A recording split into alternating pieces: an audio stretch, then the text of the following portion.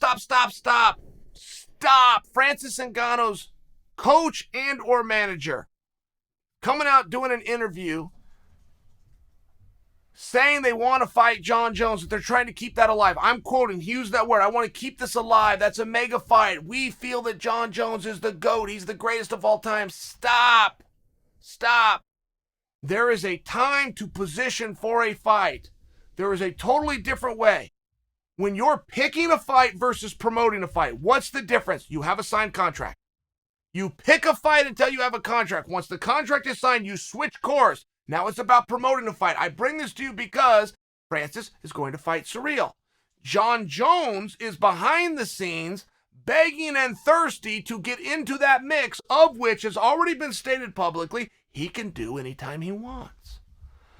So be very careful when you're the champion. It's very tough for a champion to call somebody else out.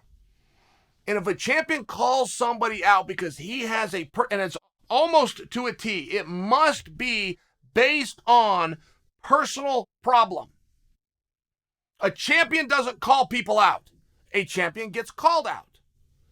It's important that it stay this way, though, and if you ever want to break course, you can. You can get away from that rule, but it has to be based on personal beef. Otherwise, you look thirsty. Why would you possibly want to fight Jon Jones?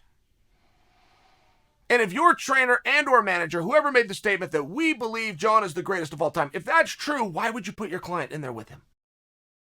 You're not fooling anybody. This is a cash grab. That's okay.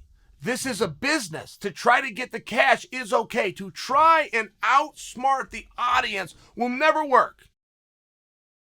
There will never be a guy that's in MMA that's smarter than the audience. Unless he's the promoter, in all fairness. There's no trainer that gets mistaken for an intelligent person. There's no manager within the sport that's going to somehow be mistaken for an intelligent person. If you're ever trying to pull a ruse on the audience, you have to ask them to come along with you. You have to tell them flatly, this will get us the most money. There is nothing about he's the greatest of all time. You have one job as a manager. One. Get the biggest paycheck against the easiest opponent. Don't ever look thirsty when you're the king. Make them come to you. Charles Oliveira, he couldn't spell up, we'll let him know which way it is in this sport, is on accident doing everything right. People are trying to discredit Charles Oliveira. They're trying to say he's not the rightful champion, that he doesn't have the most beautiful record, that he hasn't beaten the right guys. You want to know how Charles is handling that? On accident. Not because he thought this through, not because there was a strategy, but you want to know how he's handling it, which happens to be perfect? Nothing. He says nothing back. Because he's the champion. He doesn't have to say anything back. The champion cannot look thirsty.